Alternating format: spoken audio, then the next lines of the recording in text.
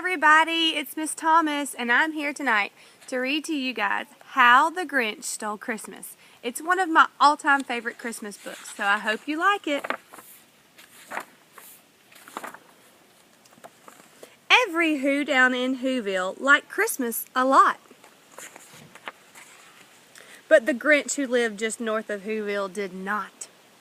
The Grinch hated Christmas the whole Christmas season. Now please don't ask why, no one quite knows the reason.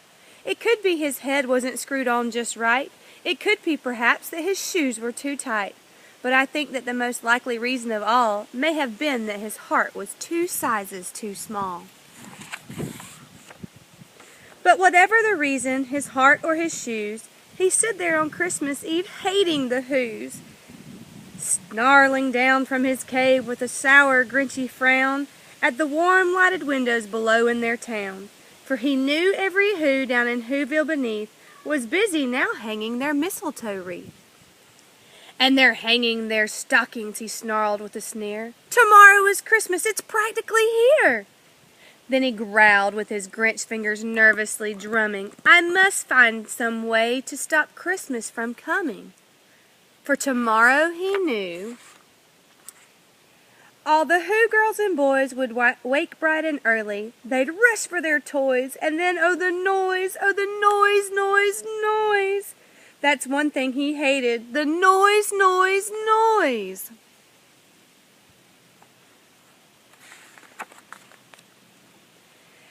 Then the Whos, young and old, would sit down to a feast, and they'd feast, and they'd feast, and they'd feast. They would feast on Who pudding and the rare Who roast beast, which was something the Grinch couldn't stand in the least. And then they'd do something he liked least of all.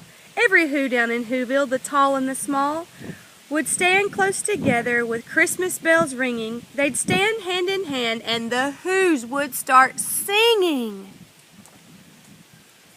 They'd sing and they'd sing and they'd sing. And the more the Grinch thought of this Who Christmas sing, the more the Grinch thought, I must stop this whole thing. Why, for 53 years I've put up with it now. I must stop this Christmas from coming. But how? Then he got an idea. He got an awful idea. The Grinch got a wonderful, awful idea. I know just what to do, the Grinch laughed in his throat, and he made a quick Santa Claus hat and a coat. And he chuckled and cluckled, what a great Grinchy trick. With this coat and this hat, I look just like St. Nick. All I need is a reindeer, the Grinch looked around. But since reindeer are scarce, there were none to be found. Did that stop the old Grinch? No, the Grinch simply said. If I can't find a reindeer, I'll make one instead. So he called his dog Max, then he took some red thread, and he tied a big horn on the top of his head. Then he loaded some bags and some old empty sacks on a ramshackle sleigh, and he hitched up old Max. Then the Grinch said, Giddy up, and the sleigh started down toward the homes where the Whos lay a snooze in their town. All their windows were dark, quiet snow filled the air. All the Whos were all dreaming sweet dreams without care. When he came to the first house on the square. This is stop number 1, the old Grinchy Claus hissed, and he climbed to the roof, empty bags in his fist.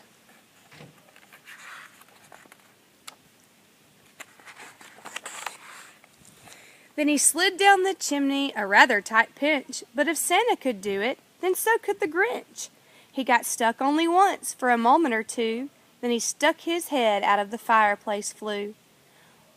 Where the little Who stockings all hung in a row, these stockings, he grinned, are the first things to go.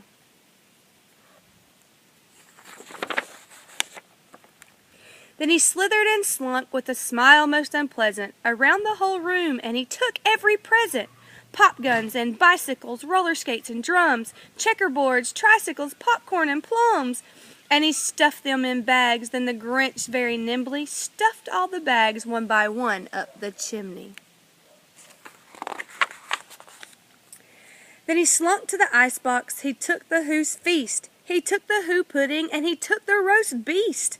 He cleaned out that icebox as quick as a flash. Why, that old Grinch even took their last can of Who hash. Then he stuffed all the food up the chimney with glee. And now, grinned the Grinch, I will stuff up the tree. And the Grinch grabbed the tree and he started to shove when he heard the small sound like the coo of a dove. And he turned around fast and he saw a small Who, little Cindy Lou Who was not more than 2. The Grinch had been caught by this tiny Who daughter, who'd got out of bed for a cold cup of water. She stared at the Grinch and said, Santa Claus, why? Why are you taking our Christmas tree? Why?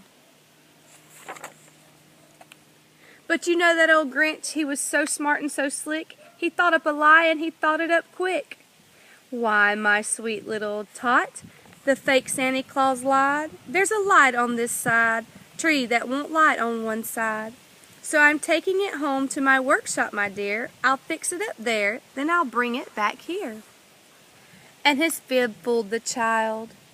Then he patted her head, and he got her a drink, and he got her to bed. And when Cindy Lou Who went to the bed with her cup, he went to the chimney, and he stuffed the tree up. Then the last thing he took was the log for the fire. Then he went up the chimney himself, the old liar. On their walls he left nothing but hooks and some wire. And the one speck of food that he left in the house was a crumb that was even too small for a mouse. Then he did the same thing to the other Who's houses, leaving crumbs much too small for the other Who's mouses.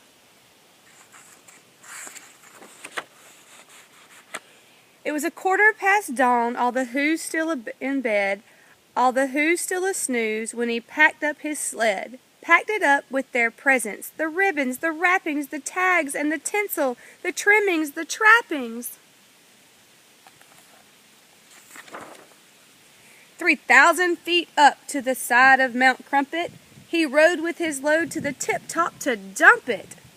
Pooh-pooh to the Who's, he was grinchiously humming. They're finding out now no Christmas is coming. They're just waking up. I know just what they'll do. Their mouths will hang open for a minute or two, and then the Who's down in Whoville will all cry, boo-hoo-hoo.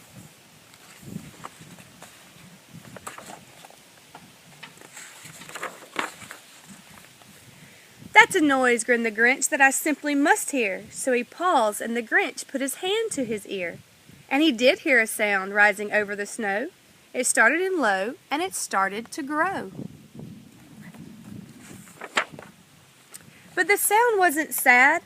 Why, this sound sounded merry. It couldn't be so, but it was merry, very. He stared down at Whoville, the Grinch popped his eyes. Then he shook. What he saw was a shocking surprise. Every Who down in Whoville, the tall and the small, was singing without any presents at all. He hadn't stopped Christmas from coming. It came. Somehow or other, it came just the same. And the Grinch, with the Grinch feet ice cold in the snow, stood puzzling and puzzling. How could it be so? It came without ribbons, it came without tags, it came without packages, boxes, or bags. And he puzzled 3 hours, till his puzzler was sore. And then the Grinch thought of something he hadn't before. Maybe Christmas, he thought, doesn't come from a store. Maybe Christmas, perhaps, means a little bit more.